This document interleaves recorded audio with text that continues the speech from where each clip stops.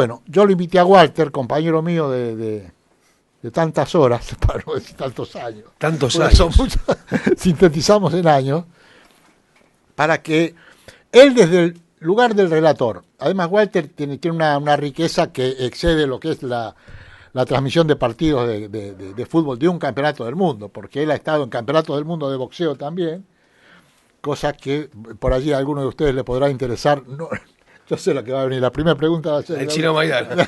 la de Maidana. Pero más allá de eso, ¿qué pasa con los relatores? Porque el relato se ha ido transformando. Cuando yo arranqué en televisión y nosotros copiábamos lo que era el comentario del relato, copiábamos la televisión americana. Pero como la televisión americana no podía pasar fútbol porque no tenía, teníamos que copiar de los europeos. Y los europeos eran una cosa muy austera, muy precisa, muy poco espectacular, pero muy atada a la realidad técnica de las transmisiones por televisión. La realidad técnica, quiero decir, hay que nombrar a los jugadores y nada más. Y no hay que dar lo obvio, lo que el telespectador está viendo. Hoy se da lo obvio, lo que el telespectador está viendo, y el telespectador te lo agradece. Es curiosísimo esto. Quiere que le relaten como si fuera en radio, que le eleven los tonos, que bueno. Entonces, yo no sé cómo se prepara un relator, porque yo hago lo mío, vamos juntos, estamos juntos, conocemos el trabajo tan de memoria que nos miramos y yo sé cuándo tengo que entrar y lo que le corresponde a él. No hay invasión de un rol con el otro, ni de trabajo con el otro trabajo. Así que, Walter, te agradezco que hayas venido, te lo agradecen los jóvenes aquí. Y bueno, contame cómo te preparas ahora, pensando en el Mundial, y después cómo te preparas en el Mundial. Bueno, antes que nada, agradecer la invitación de Macaya de venir acá y poder compartir este momento con ustedes. Que el maestro me invite para mí es algo muy, muy grande, es algo muy importante. Macaya me conoce, quiero hacer una pequeña introducción con esto. Desde que yo tenía... ¿Cuándo viniste a Rivadavia? 83. Yo tenía 33 años. Voy a cumplir 64. Saquen la cuenta. Hace un poquito de tiempo que me conoce. Él vio mi crecimiento, cuando él ya era un periodista consagrado. Cubrió mundiales desde el año 58 y con este mundial, él no se lo va a decir porque es bastante humilde, con este mundial es el periodista que más mundiales ha estado en todo el mundo. Ha superado a Diego Lucero, que es un periodista uruguayo, que estaba más o menos parejo con él, pero Diego falleció y Macaya con este mundial, y para mí es que esté yo al lado de él relatando lo máximo que es para Enrique, que va a ser el periodista que más mundiales ha cubierto, es maravilloso. Conocerlo a él desde hace tantos años significa un aprendizaje muy importante, porque estuvimos juntos en radio y estamos juntos ahora en televisión. Él durante muchísimos años tuvo una pareja muy consagrada y muy importante con Marcelo Araujo, mientras yo estaba con Alejandro Fabri también durante muchísimos años. Y yo digo que soy un tipo con suerte. Tanto en el boxeo como en el fútbol he tenido comentaristas de gran nivel, de nivel superlativo, de grandes trayectorias. Con Osvaldo Príncipe y Julio Ernesto Vila en el boxeo, con Caffarelli y García Blanco en radio, a quien él conoce mucho, Osvaldo Caffarelli, mi suegro, que fue una dupla muy exitosa en la década de los 70 y los 80 en radio. Y luego con Alejandro en fútbol, y ahora estar con Macaya. Por eso digo que he sido un relator con suerte. Antes que relator me considero un periodista, y dentro de la rama de los periodistas soy relator, pero también me gusta opinar y debatir permanentemente, y en eso ando cuando trabajo en radio también. Y con respecto a los mundiales, yo no tengo tantos como Macaya o cómo se prepara un relator ante cada partido. Nunca tuve algo muy formado para prepararme para un partido, para relatar. Siempre digo que en ese sentido lo que necesito es tratar de dormir en la medida que puedo, que me lo permitan los viajes, tratar de dormir 1 o 2 horas antes de cada partido. Con eso a mí me sobra, me basta y me sobra. Y lo otro es el cuidado personal. Mucha gente piensa que cuando empezamos a relatar allí comenzamos a trabajar. El trabajo nuestro comienza mucho antes. En el cuidado personal, en la alimentación. Yo siempre digo que somos muy similares a los jugadores de fútbol. En la concentración, ellos trabajan después con el físico y nosotros trabajamos con la cabeza. Y el relator tiene que estar muy lúcido, muy rápido mentalmente para ver cosas y transmitirlas rápidamente. Y en radio ni hablar, donde le tenemos que transmitir a la gente la imaginación y la fantasía de lo que está escuchando. Y lo que decía Enrique, en televisión, no estoy muy de acuerdo como se transmite hoy con algunos relatores que no hacen televisión y hacen radio. Hoy se ha transformado mucho eso. Yo lo trato de combatirlo, o al menos no trato de alinearme dentro de ese tipo de relato. Yo no le quiero transmitir al televidente lo que está viendo. Entonces hay que jugar mucho con los silencios. Y yo digo siempre que el que primero transmitió en radio, en televisión, lo disfruta mucho más y se divierte mucho más y tiene más segundos para pensar lo que va a decir, para enhebrar una frase. La repentización, la velocidad, la espontaneidad, me parece que juega un papel fundamental. Pero el más importante de todos es el vocabulario. Y para el vocabulario hay que leer mucho, hay que estar permanentemente leyendo para que después, sin querer, si danse cuenta, uno almacene muchas palabras acá, y sobre todo para el relator, que tiene que tener mucha velocidad y no repetirse. Y después no hay ningún otro secreto, no hay ningún otro misterio. Estar bien informado, por supuesto, estar informado de lo que uno va a decir durante la semana. En este trabajo se trabaja todos los días y permanentemente. Y hoy, con la gran cantidad de medios que hay, la gran competencia que hay que estar muy, pero muy informado. Hay una gran ventaja que no teníamos hace muchos años nosotros: Internet. Antes era todo por teléfono y rápido, hoy hay Internet y celular. Entonces todo eso se hace mucho más fácil. Hoy me parece que la primicia dejó de ser primicia. Hoy en un segundo se sabe todo, permanentemente, y todos saben todo. Entonces me parece que lo más importante es la parte periodística. Ser coherente, saber manejar los límites de la audacia y del divertimento dentro de un relato para no caer en lo chabacano. No es fácil eso. A mí me sale espontáneamente y trato de hacerlo lo mejor posible. Y ahora que estoy trabajando con Enrique me cuido mucho más, porque Enrique es de una línea periodística muy importante, de un vocabulario muy excelso y de un nivel cultural también muy importante. Entonces eso me exige mucho más. A la edad que tengo y a los 42 años de periodista, trabajar al lado de él me exige todavía mucho más para estar a la altura. Después nada más. Nosotros conformamos una dupla que tiene que ver con el llevarse bien, ¿no? Con el, en fin, tener amistad, saber ser tolerante uno con el otro. Fundamental. Viajamos juntos, si bien en los hoteles o donde nos toque parar, porque ahora vamos a entrar en algunos detalles de cómo llegamos a un mundial y cómo nuestras empresas nos mandan en su representación y para realizar este tipo de trabajos a transmisiones de esta naturaleza. Pero les decía, si vamos, como vamos a ir en este caso, a departamentos en un centro que está muy cerca precisamente del centro de prensa en Río de Janeiro, cada uno tiene su departamento, ¿no?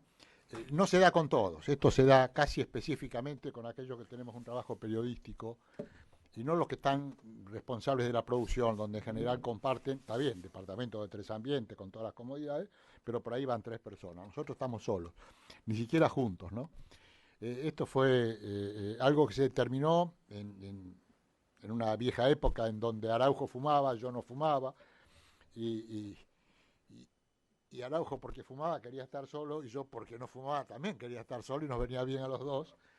Entonces, bueno, desde allí se llegó a la conclusión de que tanto relator como comentarista van separados, pero estamos separados pero juntos, porque después estamos todo el día juntos, ¿no? Hay que tener buen sentido del humor, hay que saber que esto es un trabajo y es en serio. Nosotros lo tomamos con un profesionalismo muy parecido, ¿no? Uno dice, bueno, ¿a qué hora salimos? Nosotros dependemos de un productor. Vamos a comenzar entonces por el principio. Las empresas argentinas que en estos momentos van a brindar el servicio son las transmisiones tanto de radio como de televisión, tienen que pagar por hacer eso. Si no es gratis, tienen que pagar mucho. Esto se lo paga la Federación Internacional, se le paga a la FIFA esos derechos. Acá en este caso particular hubo un comprador de los derechos que fue la empresa Torneos, ex Torneos y Competencias, hoy Torneos, que a su vez le vendió los derechos a Fútbol para Todos, que es del gobierno nacional, como se sabe. Y por otra parte, para la señal de cable se los vendió a TIC Sport, que es por donde vamos nosotros. En general, esto se producía habitualmente en cada mundial, pero intervenían los canales abiertos, es decir, intervenía el 13, intervenía el 11, pero como detrás de todo esto también hay un negocio, cada canal necesita recuperar la inversión que hace, que es bastante gruesa, bastante elevada. Entonces, ¿qué hacía? Vendía parte de los derechos a su competencia. Por eso transmitían el 13 y el 11, aquí en la República Argentina y particularmente en Buenos Aires. ¿Y cómo? Los derechos los tenía el 13 y le vendía la mitad al 11. ¿Por qué? Porque la única manera que tenía de no perder plata era no quedarse con todo, sino darle la mitad al otro a competir. A mí me fue siempre muy bien compitiendo de esta naturaleza en términos de rating, pero más allá de eso, toda la producción la manejaba la misma productora, Torneos y Competencias. Pero en este caso hoy se da una condición bastante especial, casi extraña, diría yo, porque Fútbol para Todos, que lo pagan ustedes, no le interesa recuperar la pérdida, porque no es el negocio que está haciendo como una empresa privada. Entonces no comercializó con ningún canal abierto, lo que permitió que nosotros pudiéramos poner un pie en las transmisiones en directo de la selección argentina. Esto se maneja una vez entregados los derechos en los canales arman su programación, pagan los derechos que tienen que pagar por la posición que nosotros vamos a ocupar. Nosotros vamos al estadio y ocupamos una posición, al aire libre pero bien protegidos y demás, y tenemos 3 lugares con un televisor, con el sonido, con todo el servicio incluido, por el cual la empresa a la cual nosotros representamos o a la cual servimos o por la cual llegamos a todos ustedes es la que paga posición por partido. Por eso hay muchos partidos que no se hacen desde el estadio y se hacen a través de los estudios y viendo un televisor, no digo gigante, pero de una cantidad de pulgadas interesante, ¿no? Ahora bien, es muy caro, es carísimo pagar en dólares cada posición. Por eso esto determina un preestudio que entrega la cantidad de partidos que se van a hacer directos desde los distintos estadios y la cantidad de partidos que se van a hacer desde los estudios. Además, nosotros llegamos, por ejemplo, lo primero que hacemos, bueno, nos esperan. Llegamos, nos están esperando. Es el productor.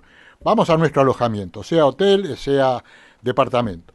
De alojamiento nos vamos a acreditar. Nosotros ya estamos preacreditados. Es decir, por comunicaciones previas, nosotros ya tenemos nuestra acreditación para el Campeonato del Mundo, a quién representamos y qué es lo que vamos a hacer específicamente.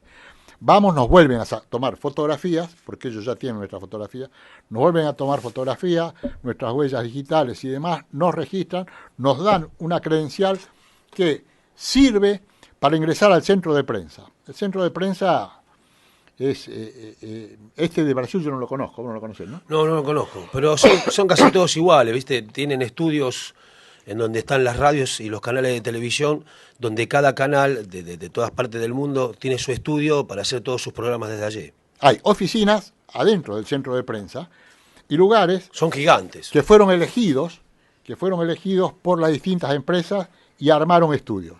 Por ejemplo, Teis Sport seguramente va a transmitir desde la mañana hasta la noche. Hasta la noche, siempre el mismo estudio, todos los programas. Lo que nos viene bien a nosotros es eso cuando nosotros transmitimos, porque la previa nuestra es todo el día.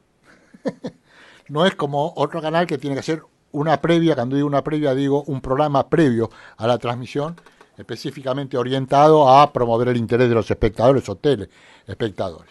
De todas maneras, tienen toda la construcción, tienen estudios de donde van a salir no las transmisiones que hacemos desde la cancha, pero sí las transmisiones de las audiciones que habitualmente se reciben en Buenos Aires. Nosotros tuvimos, él por Teis Sport y yo por Fox, en el último campeonato del mundo. En Sudáfrica, y nosotros íbamos a las 5 de la mañana, 6 de la mañana. Nosotros a la noche, mucho. Con 9 grados bajo cero. No, el frío que hacía fue una cosa. Por la diferencia horaria y por la diferencia de temperatura. Además, Sudáfrica tenía... Claro, pero como estábamos más o menos parejos con lo que era Buenos Aires, pero abajo de Buenos Aires en lo que era los grados de temperatura, ¿no?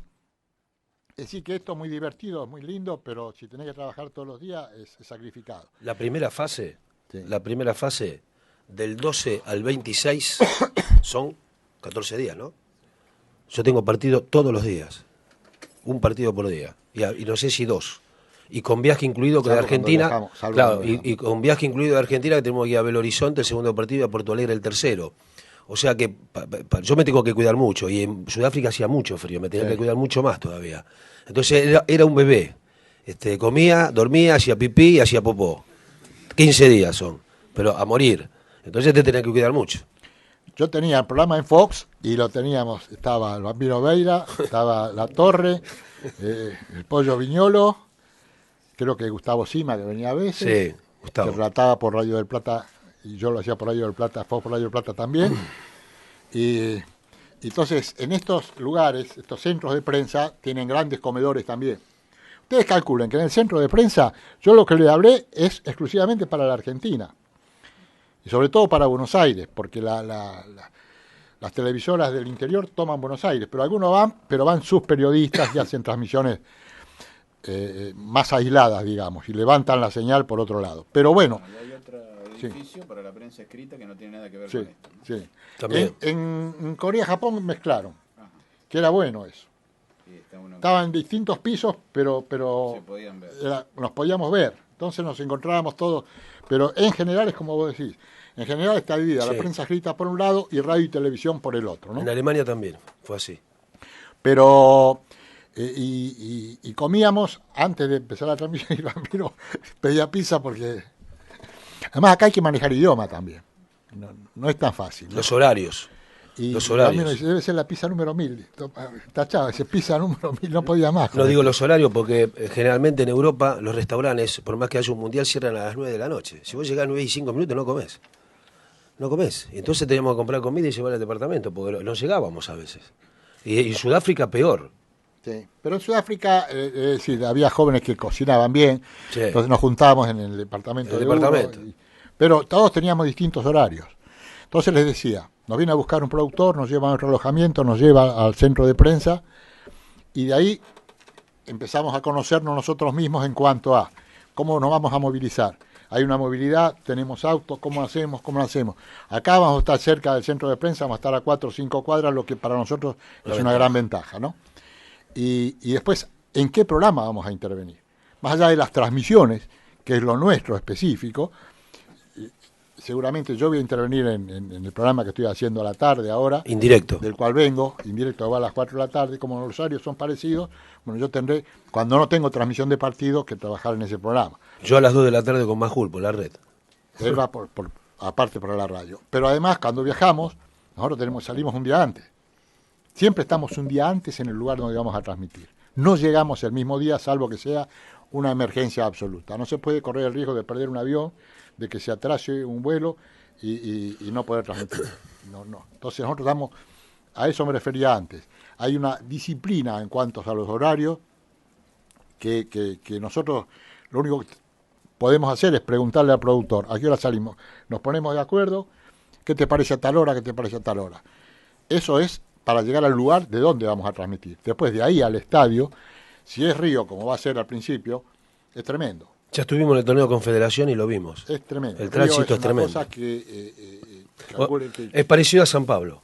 San Pablo también es muy complicado. No se puede calcular fácilmente cuánto vamos a demorar en llegar desde nuestro alojamiento, desde el centro de prensa, que es en general lo que hacemos nosotros, o vamos al centro de prensa o vamos a un hotel de donde salen micros de prensa, porque la Federación Internacional pone buses que tienen policía adelante que le abre el camino, y entonces en distintos hoteles hay unos horarios que dice de tal hotel sale a tal hora, de tal hotel sale a tal hora. Entonces nosotros con la acreditación subimos al bus y el bus nos lleva y nos deja en la puerta de la entrada para la prensa. En general, yo hoy estuve escuchando un brasileño que vino, uno de los organizadores o del responsable de la organización, que hablaba de que en San Pablo va a haber partes del centro de prensa local, digamos, del estadio, afuera del estadio, un anexo. En general están adentro de los estadios. En Europa sobre todo están adentro, en Estados Unidos también.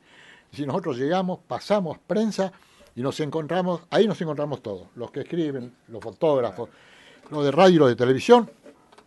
Hay confitería, hay restaurante, hay computadoras, las que se les ocurra. Y ahí nos encontramos antes. Y salimos de ahí y vamos cada uno a su posición. Tenemos una posición otorgada. Tal sector con tal letra y tal número y nuestro lugar de asiento, y de ahí realizamos la transmisión. Probamos antes, eso va por un lado. Por otro lado, nosotros seguramente la apertura de nuestro programa en cámara la vamos a hacer de otro sector. Hay una posición especial que tienen en el estadio con cámaras y un señor que tiene toda la programación de todos los países que van a usar y los horarios que van a usar esa cámara. Y vos tenés que estar al terminal, te dicen a las 13:05, 13:05. Porque a las 13:15 por ahí tiene Corea. Tiene todo marcado. Entonces estamos uno en filita, todos así. Pum. Pasamos, hacemos la apertura, nos retiramos y volvemos a la posición de donde hacemos nuestra transmisión. No hay cabina. En los mundiales no hay cabina. Te dan pupitres al aire libre, pero cubierto. En Sudáfrica hacía 5 grados bajo cero a la noche. Y hay voluntarios, como en los Juegos Olímpicos, como todo este tipo de cosas, que son los que trabajan ad honorem y trabajan para FIFA, se anotan, se han anotado con mucho tiempo antes, y son los que nos traen toda la información, formación de equipos, todo lo que tiene que ver con el espectáculo que vamos a ver, a punto tal que nos dan inclusive hasta de la ceremonia inaugural todos los detalles. Está todo sincronizado, te dicen a tal hora tal cosa, a tal hora tal cosa, a tal hora tal cosa, cuánto dura cada número que nosotros estamos viendo ahí, y detrás de ese número, qué número viene, de lo que es artístico, me refiero en la presentación, de lo que hacen como una especie de festival todos los países, ¿no? Los mundiales son, en ese sentido, muy diferentes y nos cuesta acostumbrarnos en el arranque, con la desorganización que se vive habitualmente en Latinoamérica. Uno cuando va a ver un partido, cuando va a cubrir una competencia, Copas Américas, nos ha pasado en varias oportunidades. Entonces acá con que vas con la tranquilidad, seguro de que vas a encontrar todo, cada cual sabe lo que tiene que hacer y nosotros nos tenemos que dedicar a trabajar. El productor sabe que tiene que producir, que no tiene que venir a buscar, el bus que lo tiene que llevar, la gente que dijo Enrique que trabaja en el estadio, que son los voluntarios que nos tienen que traer la información. Nosotros solamente nos tenemos que preocupar por sentarnos, saber lo que tenemos que saber y transmitir el partido. Simplemente, en los mundiales es eso, esa es la tranquilidad que te da un mundial. No exento de la responsabilidad que tenés para que todo salga bien, ¿no? Después la parte periodística. Eso ya es una responsabilidad. Perdón, imagino que lo complejo es la cercanía o el contacto con los protagonistas, ¿no? Porque sí. Bueno, eso se da generalmente. Ellos te dan horarios para conferencia de prensa. Yo tuve una experiencia muy rica en el Mundial del 94 en Estados Unidos, porque estaba el programa Orsay a medianoche, que iba a las 12 de la noche acá. Y a mí el canal me envió 15 días antes como periodista para recibir a todas las delegaciones y hacer notas y mandarlas para el programa de la noche. Fui con el Pollo Gurayev, un camarógrafo de torneos, y conviví más con él que con mi familia, ¿no? Todo ese tiempo. Entonces, yo hacía notas cuando llegaban todas las delegaciones, que tuve anécdotas muy ricas, con Stoico, por ejemplo, cuando me echó del hotel, que era un fastidioso. Tuve anécdotas muy ricas, y luego el comienzo del campeonato y las transmisiones. Él estaba con Marcelo Araujo, Enrique, y yo estaba con Alejandro Fabri. Y en ese terminamos con Maradona. Claro, ahí terminamos con Maradona. Terminado el campeonato. Bueno, yo estaba volando a Boston a transmitir Nigeria-Grecia cuando llegué al Hotel Sheraton de Boston. Cuando salta todo el lío, Elio Rossi me dice, saltó un control antidoping positivo en Argentina. ¿Quién será? Digo, ¿quién va a ser? Le digo, qué pregunta difícil. Es una pregunta complicada. Le digo, él estaba comiendo una pizza margarita, me acuerdo, en el lobby del hotel, no me olvido nunca. Le digo, tiene que ser Diego Canegia, le digo. Porque ¿te acuerdas que lo había involucrado a Sergio Vázquez? Sí. El marcador central. Bueno, entonces, meta a llamar por teléfono para ver quién era. Y yo me quería ir a dormir porque a la noche transmití. Había viajado, me había levantado temprano. Me fui a dormir. Yo estaba en la habitación y me despertaron de Signorini y de Franchi, que era representante y preparador físico particular de Maradona. Y me da la noticia a mi mujer, me llaman por teléfono desde Buenos Aires, desde acá. Yo me senté en la cama, a oscuras, atendí el teléfono, no me podía creer. Me dice, esto parece Chacarito, un velorio, que era Maradona. O sea, son historias que uno va cosechando en los mundiales. Hay Le explicamos lo siguiente. Todas las delegaciones tienen la obligación de atender a la prensa. Pero eso está estructurado. Tiene determinados horarios. Es decir que yo voy al centro de prensa, en el centro de prensa uno ingresa y tenés quienes te van a atender en un gran mostrador con banderitas que determinan el idioma. Entonces vos tenés la bandera de España, sabés que habla español, la bandera de Inglaterra o Estados Unidos, es decir, todos los idiomas que se hablan, tiene cada uno quién te va a guiar y quién te va a dar la información y quién te va a entregar precisamente el ordenamiento. Qué delegaciones atienden, dónde queda y cómo podés ir. Y tienen un jefe de prensa. En Estados Unidos se llamaba por teléfono. Por ejemplo, quise hacer una nota con Pepito y Romario. Me acuerdo que estaban en Santa Clara, en Los Ángeles. Entonces llamé por teléfono y vos concretás la hora. Los brasileños son muy accesibles. Los brasileños son fenómenos. Son fenomenales. Le hice una nota sentado cuando terminaban de entrenar, Pepito y Romario, yo en el medio, con los dos. Me dieron la hora que vaya, terminaba el entrenamiento y atendían a la prensa. Pero había otro que era muy complicado. Stoichkov me echó del hotel. Claro, y los argentinos son complicados en general y los europeos están más acostumbrados a eso. Porque además ellos designan a uno o dos jugadores, que ahora se ha tomado acá como una especie de costumbre de nombrar jugadores que vayan y atiendan a la prensa y demás. Pero un poco viene esto de cuál es el trabajo que se hace con las selecciones y sobre todo cómo se trabaja afuera. Y después de los partidos, la zona mixta. Y después de los partidos hay una zona en que los jugadores se acercan, además, porque tienen se acercan, vallado ahí. un valladito tiene. Tienen un vallado y los jugadores pasan y los periodistas están ahí desesperados, vengan, están las cámaras, los llaman, se acercan, dan alguna declaración, pero no más. No más. Entonces, es lógico pensar, en primer lugar, que una delegación no va a atender a toda la prensa de todo el mundo, porque entonces nadie podía dormir, ni siquiera entrenar o trabajar. Tampoco podría hacerlo con la prensa de su propio país, porque no puede estar haciendo concesiones. En Estados Unidos, yo trabajaba para Canal 13, Quique Wolf trabajaba para Canal 11, teníamos un camión de exteriores, cada canal, adentro del Babson College, que era donde entrenaba la selección argentina.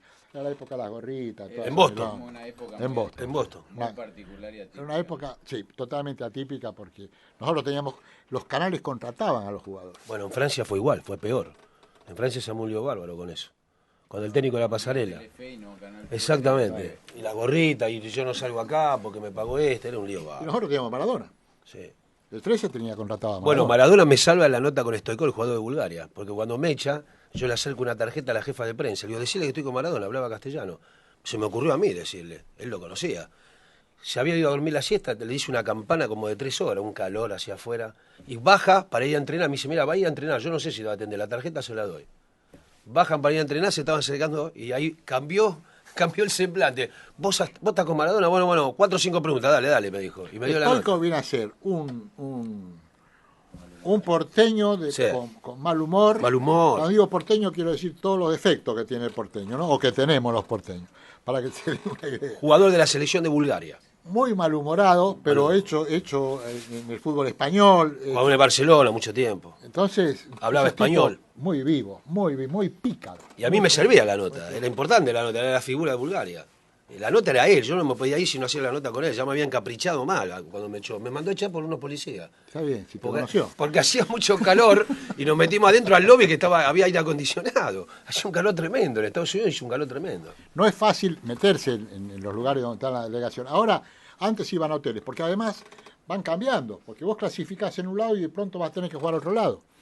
Entonces tenés que ir a un hotel. Yo recuerdo, yo estaba en Francia y estaba llego al lobby y desde donde están los ascensores dice, Macao ya. Y yo miro así, era Bora Milutinovic, que tenía la delegación, era técnico de Nigeria. Bora Milutinovic. Es yugoslavo, técnico yugoslavo que dirigió acá en Argentina. ¿Vino? Sí. Ah, bueno, fenómeno. Pero nos ha dicho, él dirigió San Lorenzo acá. Cuando llegó a dirigir San Lorenzo acá, el presidente de San Lorenzo de Almagro en ese tiempo era Miele. Y nos juntó a unos 8 o 7 periodistas para presentarnos a Bora Milutinovic. Nos presentamos y qué sé yo. Él jugaba con Boca, San Lorenzo jugaba con Boca en la misma semana, el domingo. Entonces, bueno, charlamos, ¿no? Yo le dije, bueno, yo quedo a sus órdenes, le di la mano, yo me llama por teléfono, ¿quién era? Bora Milutinovic. Digo, mire, me dijeron que usted me podría decir cómo juega Boca y cómo es. La cuestión que empató 0-0, jugaba Chilaver en San Lorenzo. Empató 0-0 y quedó agradecido toda su vida conmigo, ¿no? Entonces después nos juntábamos a comer y a hablar de fútbol, ¿no? Otro tipo, muy aporteñado, muy argentino. Y después me lo encontré en el campeonato de Estados Unidos, él tenía la selección de Estados Unidos. Dirigió Costa Rica, Estados Entonces Unidos. podía entrar, yo entraba. Selecciones chicas Sí, que avanzaban. claro, Costa Rica, como dice Costa él, Rica, tiene razón. Es decir, él dirigió muchas cosas y bueno, es la forma en que uno se hace de ciertas amistades, ¿no?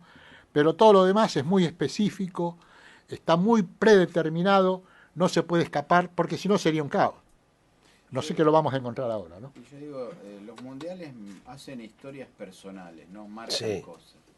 El 94 a los argentinos marcó fuerte, el 2002. Digo, desde relator y desde comentarista, ¿cómo se controla la emoción para transmitir algo que termina siendo siempre histórico, ¿no? En definitiva, están transmitiendo algo que va a ser historia a una generación o a varias, ¿no? ¿Cómo controlan la emoción del momento? A mí una sola vez se me escapó la emoción. Se me escapó y se me fue al diablo la parte periodística, sin darme cuenta, ¿eh? La pelea de Maravilla Martínez con Chávez, hace poco. Pero porque me parecía increíble lo que estaba viendo después de 11 rounds y que se le escapara la pelea de esa manera. A tal punto que después viendo la repetición... No, pero a tal punto que por primera vez cuando cae Maravilla, yo no hago el conteo. Siempre puedes hacer el conteo del árbitro, a veces le va el padre. No hice el conteo porque me dediqué a decir cómo estaba Sergio, que era increíble, que era imposible, que parecía irreal lo que estábamos viendo después de 11 rounds sensacionales, y a mirarlo a él, el semblante, que le guiña el ojo al rincón, yo lo tenía cerca. Y ahí quizá creo que fue la única vez que se me escapó un poco la parte periodística, se me fue al diablo. Y no me di cuenta. Me di cuenta cuando lo escuché cuando vine a Buenos Aires. Pero todo el mundo me lo hacía saber. Y yo no lo había escuchado, pero todo el mundo me lo hacía saber antes. Pero después no, después trato Salí de... ahí, Maravilla, ¿qué le decía? Y salí a agarrarlo, estaba desesperado yo. Y Pagani que me rompía la oreja de este lado, porque Horacio me rompía la oreja. Viste que te dan, en Estados Unidos te dan el casquete y te viene acá con una oreja sola. Y de este lado lo tenía Pagani y acá lo tenía Charito. Charito estaba blanco como un papel. Se asustó. Y Pagani a los gritos acá. ¡Se me para el corazón! ¡Se me para el corazón! Me gritaba. ¿Viste? Y yo tratando de hilvanar y ver y decir lo que estaba viendo y lo que me parecía, y ahí se me escapó todo. Y fue memorable el final y todo, pero ahí sentí, después cuando lo vi, dije, uy, qué cagada. La pregunta es muy buena. La pregunta es muy buena porque aquellos que hacen periodismo, y son muchos de ustedes, y los que hacen periodismo deportivo lo van a tener que saber, si te cayó un... tiene que ver porque el relator tiene la licencia, tiene la autorización para meterle la emoción a las cosas. Claro. Porque vive de eso, porque te tiene que transmitir esa emoción. Más allá de que la sienta o no la sienta, en general la siente porque en general transmite parte de lo que él está sintiendo y sobre todo si juega Argentina está muy, muy vinculado a eso, está emparentado con el éxito argentino. El comentarista también está emparentado con el éxito. Cuando Argentina gana el Campeonato del Mundo en 1986 en México, en la final, en el último partido, y clasificado campeón, y venían los periodistas, porque nosotros viajamos bastante, entonces nos conocemos con colegas de otros países de Sudamérica. Venían países de Sudamérica, nos abrazaban, como si yo hubiera jugado. Pero porque ellos sentían eso, sentían que nosotros representábamos, ellos de alguna manera se habían representados por nosotros, y nosotros éramos representantes de los jugadores que habían ganado, pero todos disfrutábamos del éxito, ¿no? Lo que pasa es que en el momento de emitir una opinión, uno no puede ser tremendamente drástico y tomársela con el protagonista porque no alcanzó el éxito, porque quiere de alguna manera tomarlo como representante del fracaso nacional, que es un error. Y por el otro lado, tampoco tomar la victoria como si fuera una superioridad de raza sobre sus adversarios, porque no tiene nada que ver, porque esto en última instancia, para mí es fútbol, para mí es boxeo y fútbol, pero para mí es fútbol.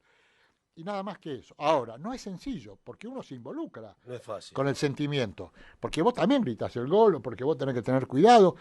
Es decir, yo alcancé a dominarlo, cosa que es lamentable en un aspecto porque yo perdí la pasión. Perdí la pasión de vivir el episodio como lo vive un hincha.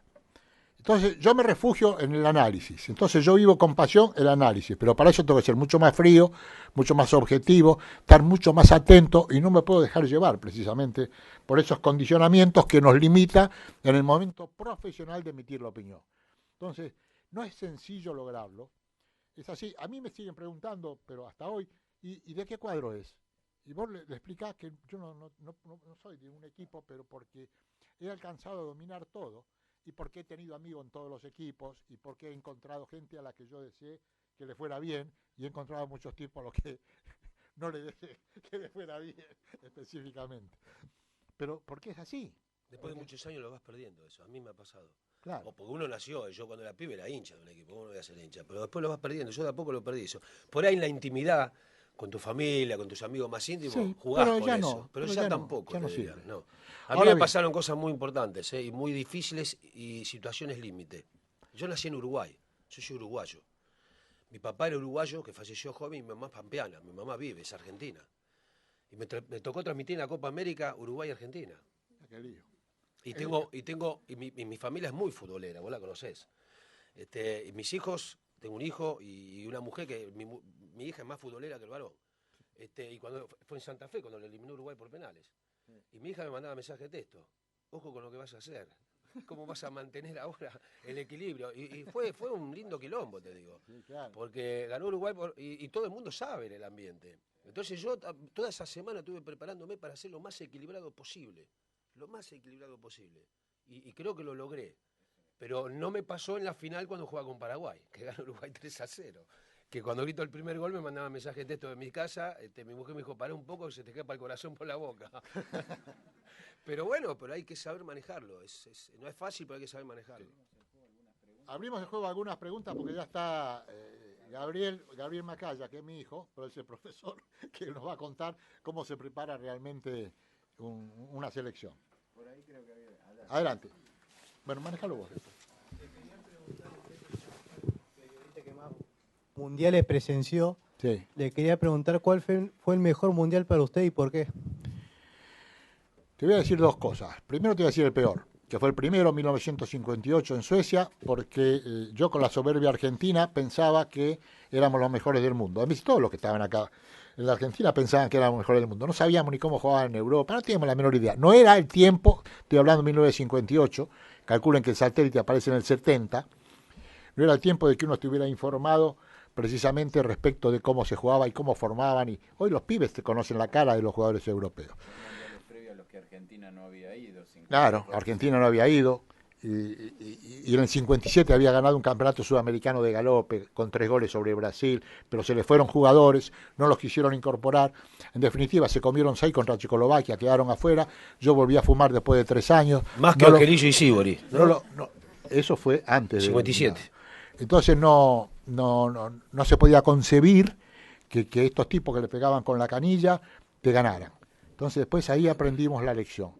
Y el mejor fue el 86 en México, porque yo era defensor de la idea de Bilardo, sin hacer algo particular sobre técnico o jugadores.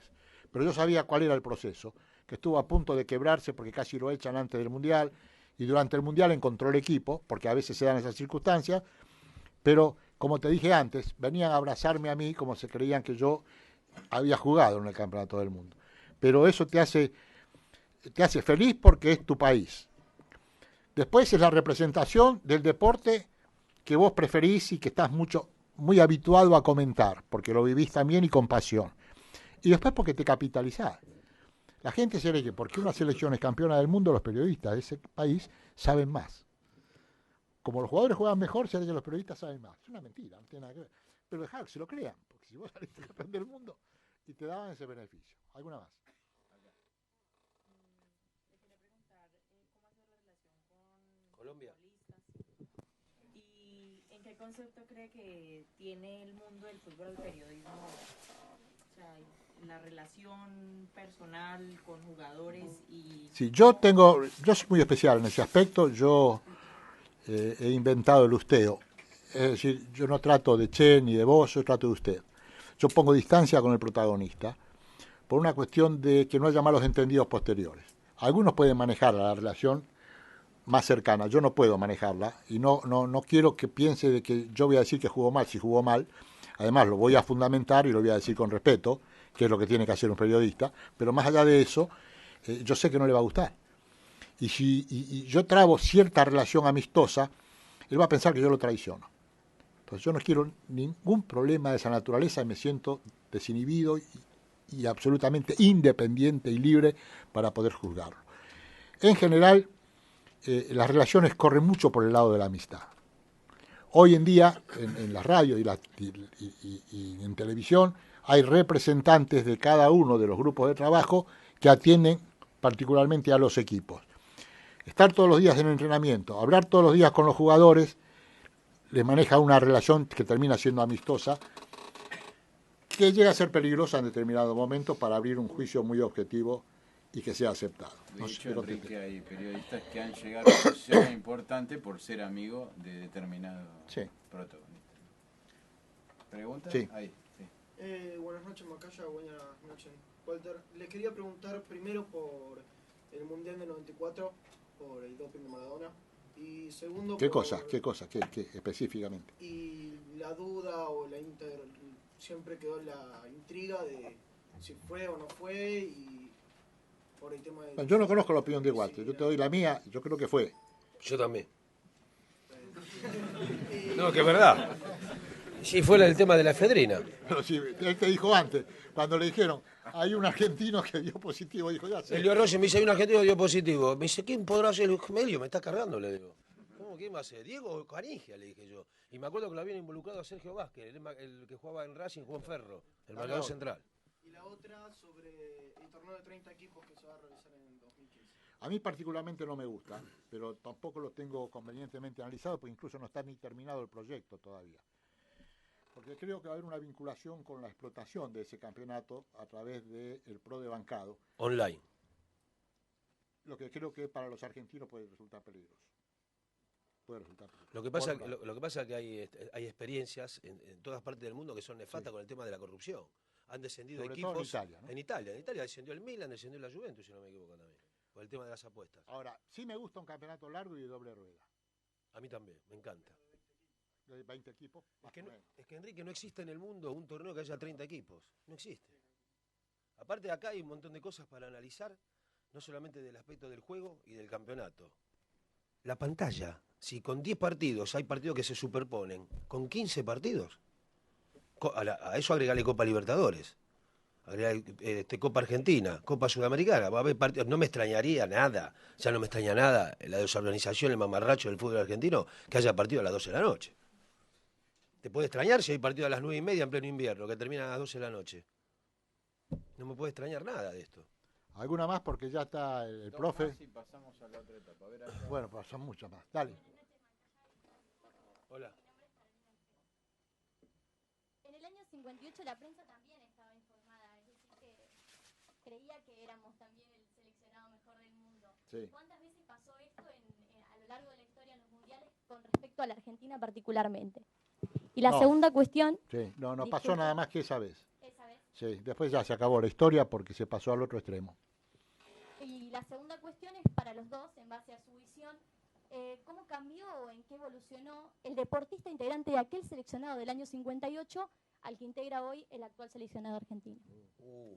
Cambió muchísimo. Desde la alimentación, el cuidado personal, la parte física, es fundamental la parte física. Antes entrenaba 1 horita y media a la mañana, pretemporada, el señor lo va a explicar mucho mejor, Gabriel. Pretemporada, doble turno, triple turno, gimnasio, no existían los gimnasios antes. No, totalmente. Totalmente cambió. Dale vos que estaba al lado. ¿Alguna pesita? Dale vos. Hola, buenas noches. Sí. Aprovechando que ustedes han tenido la oportunidad de ir a los mundiales y lo que significan los mundiales no solo en el tema futbolístico, sino en lo social, en un país, ¿qué opinión les merece lo que ha venido hablándose de lo que podría pasar en Brasil y las mismas cosas que la gente ha hecho en relación a protestas o revueltas sociales? Vos estás hablando del tema político, lo que podría pasar socialmente. Más que político, la misma población, lo que refleja el tema político, sí. Lo vivimos nosotros. En el torneo de confederaciones. En el torneo de las confederaciones hubo reacciones en contra de la organización de Brasil. Lo que pasa es que nunca le queda claro al ciudadano por qué los países invierten tanto dinero en tener una Copa del Mundo. Yo creo que eso les permite a los distintos gobiernos, sean de la naturaleza que fueren, utilizar ese evento circunstancial como publicidad o propaganda para el determinado régimen que fuere. Pero más allá de eso, entonces, como en todos los países hay gente que vive mal. Y acá, movilizada por la izquierda, en este caso de Brasil particularmente, que vimos nosotros, es decir, no es tan difícil agitar a la gente diciéndole, mira la plata que estamos gastando en un estadio que sirve nada más que para jugar al fútbol, a nosotros no da nada y nos morimos de hambre y no tenemos trabajo. ¿Cómo se lo explicás? Es muy difícil explicarlo. Y en cuanto a lo que puede venir, yo creo que va a haber un control policial tremendo en este aspecto. Ya en el torneo de Confederaciones hubo. Claro, porque las reacciones pueden ser difíciles, muy difíciles de manejar. En un año que se juega la reelección, además, ¿no? Sí.